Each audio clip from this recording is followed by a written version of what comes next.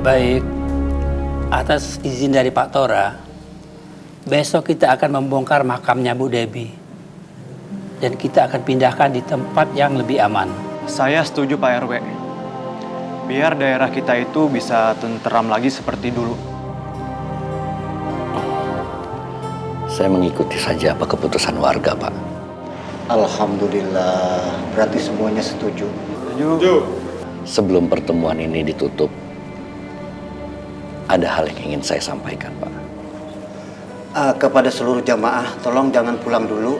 Kita dengarkan apa yang ingin disampaikan oleh Bapak Tora. Silakan, Pak.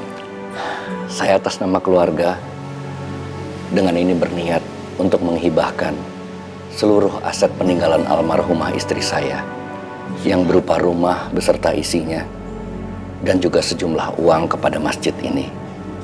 Dan akan saya serahkan kepada Pak Ustadz sebagai pemuka agama di sini. Subhanallah.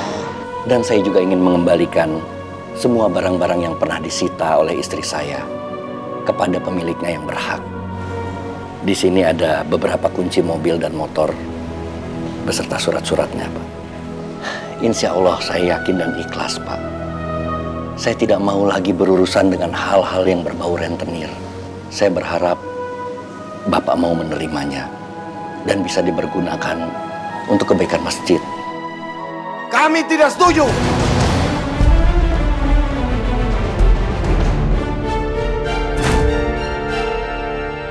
Karena kami punya hak di situ. Dan kami pernah mengabdi kepada Bos Debbie. Kami tidak pernah mendapatkan pesangon sepeser pun. Sebaiknya kalian keluar dari sini. Kalian tidak pantas berada di masjid ini. Tempat suci yang pernah kalian hina dulu. Bapak-bapak, ibu-ibu, para jamaah sekalian rahimakumullah. Allah Subhanahu wa taala berfirman di dalam Al-Qur'an pada surah Al-Imran ayat 130. Ya ayyuhalladzina amanu la ta'kulur riba ad'afa mudha'afa. Wahai hamba-hamba Allah yang beriman, janganlah engkau memakan harta riba yang ad'afa mudha'afa, yang berlipat-lipat ganda. Sebenarnya Allah menghalalkan jual beli, tetapi jelas Allah mengharamkan riba. Orang yang selalu makan harta riba adalah orang yang disebut dengan rentenir. Aduh, ini ceramah isinya apaan ya? Gak bener banget ya. Kok nyindir-nyindir orang sih? Gak ada pembahasan yang lain apa? Nah, bagus nih orangnya keluar. Gak beres nih, gak beres ya. Jangan mentang-mentang saya diam, ngoceh terus-terusan gak karu-karuan. Astagfirullah Debbie. Apa-apaan sih kamu ini? Masjid ini rumah Allah. Kamu pakai pakaian seperti ini masuk ke sini. Aduh, udah deh Mas. Siapa juga sebenarnya yang mau datang ke masjid? Ogah kali. Udah, sekarang Mas diem. Gak usah ikut campur. Baron. Apa-apaan sih kalian? Pak Ustadz, Pak RW, dan semuanya tuh yang ada di dalam dengerin ya. Saya itu nggak pernah maksa-maksain orang buat minjem duit ke saya. Mereka semua yang datang nemuin saya, mohon-mohon sama saya buat dipinjemin duit. Terus saya kasihan dong, saya pinjemin mereka. Tapi ada syaratnya, mereka mau tanda tangan perjanjian. Terus salah saya. Salah Pak Ustadz, salah Pak RW, salah. Istighfar, Bu, istighfar. Gak usah ngajarin saya ya Pak Ustadz ya. Mau juga situ tuh yang istighfar. Ceramah kok isinya begitu banget. Nyinggung perasaan orang, ngerti gak? Astagfirullah Debbie. Loh bener dong saya ngomongnya Mas. Salah. Kan begitu tadi yang mereka omongin. Sekarang udah deh gini aja ya. Saya gak pernah ngurusin urusan situ semuanya. Jadi tolong gak usah ikut campur urusan saya. Saya mau jadi rentenir kali darat kayak perampok kayak terserah saya ya. Ingat, ini terakhir ya saya ngomong. Lain kali.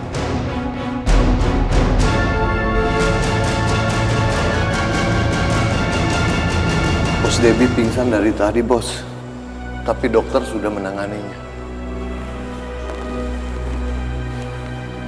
Apa yang sudah kalian lakukan sama istri saya? Kenapa dia bisa jadi begini? Ini bukan salah kami, Bos. Kami ini hanya pesuruh Bos Debbie. Bos Debbie aja yang ceroboh. karena memang kasih tidak mau membayar hutangnya. Lalu Bos Debbie ingin merebut anaknya. Tak lama kemudian injak kulit pisang, jatuh duduk. Akhirnya pingsan.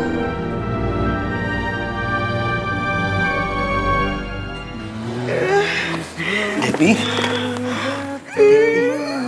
Sayang.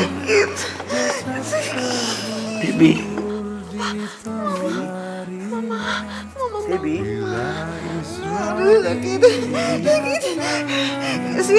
Kasih. Aduh. Saya tahu apa yang telah kalian perbuat sama dia. Sekarang sebaiknya kalian keluar dari sini. Cepat.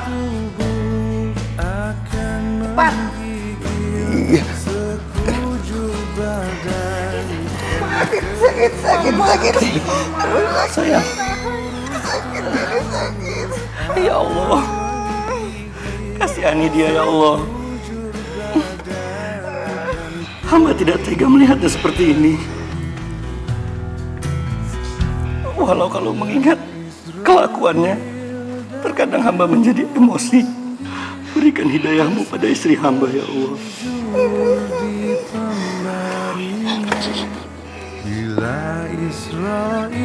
Bagaimana keadaan istri saya, Dok? Istri Bapak perlu perawatan yang serius, Pak. Tulang ekornya patah dan beberapa sarafnya terganggu. Jadi istri Bapak harus dirawat secara khusus. Apakah keadaannya bisa kembali pulih seperti semula, Dok? Saya tidak bisa menjamin, Pak. Yang pasti saat ini kedua kakinya tidak bisa digunakan. Pak, Mama lumpuh. Benar sekali.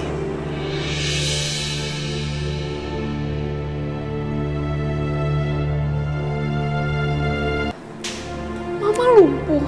Benar sekali.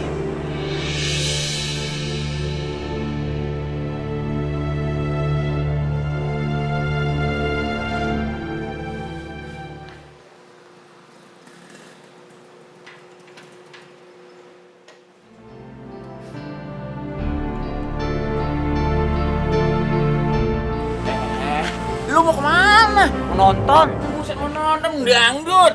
Tawan jatuh pakai tonton, tulungin.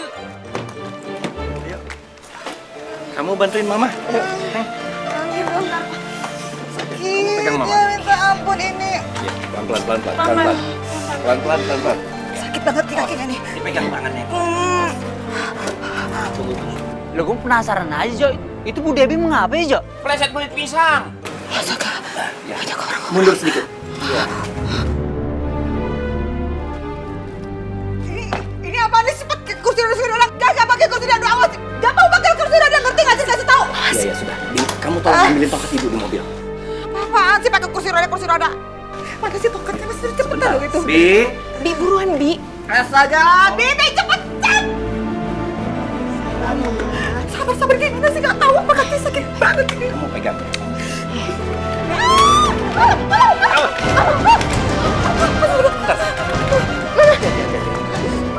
Kamu tuh sengaja ya? Kamu sengaja biar saya sakit tambah parah. Sabar. Kamu sabar. Gimana bisa sabar, Mas? Dia sengaja supaya saya tuh sakit tambah parah. Dia tidak sengaja. Saya tuh sakitnya minta ampun, ngerti gak sih? Dia ngerti. Masa dia suruh sabar sih? Bantu. Masalah ini bisa kita bicarakan baik-baik. Insya Allah pasti ada jalan keluarnya. Pak Ustadz, kami kesini tidak butuh ceramah Pak Ustadz. Yang kami butuhkan adalah uang. Uang, Pak Ustadz. Astagfirullah, Bang Baron. Bang Joni, kalian itu nggak bosan membuat kekacauan terus? Sudah Bagas. Biar saya ngurus ini. Ini ambil.